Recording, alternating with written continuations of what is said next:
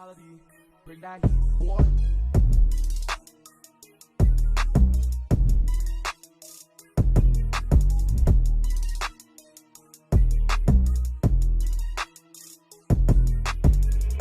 Hey guys, and welcome back to What If Naruto Was Raised by a Forest Clan, or Part 3. I really want to keep going with this series because the reception on the last one was really freaking good. We got 100 views as of the time that I wrote the script on the first part, and we got 70 views on the second part as of the time of me actually recording this. So yeah. So just make sure that you hit that like button and subscribe for more what ifs, because these are really freaking fun. And with all that being said and done, let's get back into it. Shima is sitting down and meditating. It seems that she waits for someone or something. Someone in a bath towel walks out of a room named Hot Spring. Naruto looks refreshed, with steam coming off of his body. Shima looks away and grabs the clothes that were resting on her lap. Naruto grabs them and says, "Thanks, you can go in now if you want to."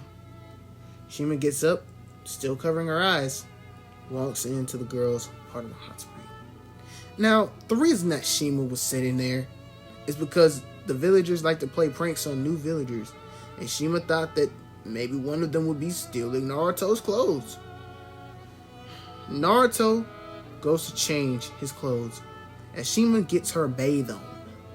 Naruto soon comes out with new clothes. It's a dark red and black suit. You know, sort of like the Shippuden suit.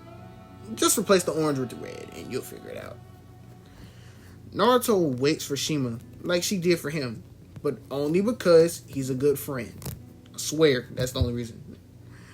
And just like Naruto, Shima walks out and goes to the changing room and tells Naruto to look away as she walks there.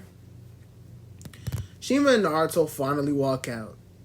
Shima's in her normal villager clothes, and Naruto is in his new slick suit. They walk over to the elders so that they can talk with them. They walk in, and the elders greet them with the warmest smiles and words. "Welcome back, Naruto! And you as well, Shima," the oldest of the elders would say. "Thanks," Shima says as she soon walks in. She asks them if she can do something. "Hey, do you mind if I give Naruto a little tour?"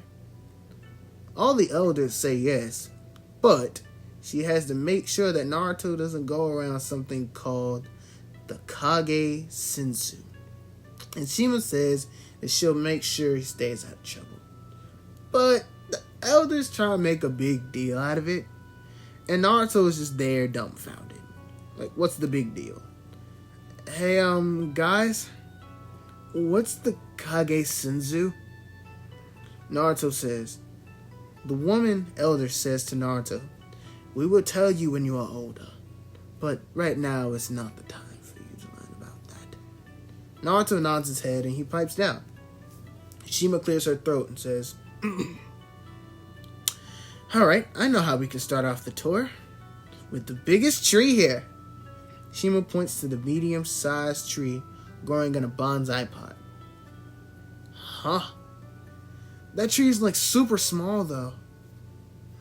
Shima puts her hand over her mouth, and the elders look at Naruto like he just committed murder. What? What did I do?" Shima attempts to whisper into Naruto's ear, but the elders tell her to stop. Shima looks away and she just stops. Is it because Naruto didn't even finish his sentence before the doors behind them slammed shut and the room was covered in pitch darkness. Naruto was scared because he think they're about to beat his ass, but the woman elder reaches behind her and pulls out a bag, and the other two elders pull out some wood. Pause. I swear that was not intentional though. The woman elder sprinkles some dark red dust from the bag onto the wood. The wood lights up and things flash and fire. Well, maybe we should tell him of the story, since it is integral to his life. The other elders agree, as the first elder swirls his hand around the fire. A battle that seems very memorable begins to phase through. Tell me, Naruto, have you heard of the battle between Madara and Hashirama? Yeah, everyone knows about that fight, Naruto says. Hashirama and Madara fought for a long, long time. The good friends became bitter enemies. Naruto responds once more. Yeah, I know about that, but what does any of this have to do with the tree? The elder laughs. They told you all of the regular information, the things you should know about the fight. But they didn't tell you everything. Well, they actually knew nothing about it. The woman begins. During the time that Madara was controlling the nine-tailed fox, it destroyed many things, and this tree happened to be one of them. It really disturbed our intake of natural chakra, but we could salvage the seed and plant it once more. But the fight was years ago, and the tree is still, well, the woman laughs and says, it takes the tree years to get back to its normal size.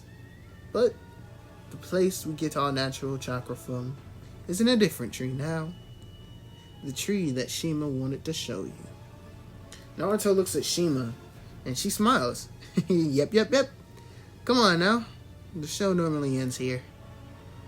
The fire begins to wither away and the doors open. Shima and Naruto walk out as she takes Naruto to a deeply forested area with a sword on her back.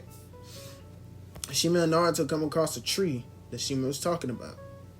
You see a green symbol that looks really familiar, but very different. Well, it feels different, excuse me. Here's our tree, Shima says pridefully. Naruto looks down with a huge sense of euphoric chakra going around his body. Do you feel the nature energy, Naruto? The natural energy? Feels weird for the first time, right? She kneels down and puts her hand on the ground. These lands breathe nothing but natural energy. Well, that and the stuff you need to breathe, obviously. But that's how we get our extraordinary power. Put your hand on the ground. Naruto looks up from his trance, and he does so. When his hand hits the ground, Shima smiles, noticing that Naruto is just a bit more calm than he was when he walked in. Naruto then looks over to his right and sees something move in the dark. He gets sort of scared, but he doesn't want to show it in front of his new crush, Shima. Yeah, he's crushing on her at this point. Shima looks at the shadows and unsheaths her sword, ready to box. And she says, "Come out, I know you're there." Something black jumps out at Naruto, but gets sliced in half. It puts itself back together quite quick, though. It mumbles something under its breath as well. Not Indra, Shima says. Indra? Wait, do you mean... The black blob then scurries away to the village, and Shima looks disturbed. Naruto is just shook. Wait, who's Indra? Shima grabs Naruto by the collar and drags him back. We gotta warn the elders about that thing. It escaped. Shima and Naruto soon run out of the forest to go to talk to the elders. And that's where I'm going to be ending this part. Hope you guys enjoyed it. And as I said, by the time I was making this script, all of those views and likes that I didn't have before poured in. So, that's great. Thanks, guys. Really appreciate it. But that's all for now. Thanks you guys for watching. And remember to like and subscribe, so then I'll know you want more anime content. And I'll see you all next time.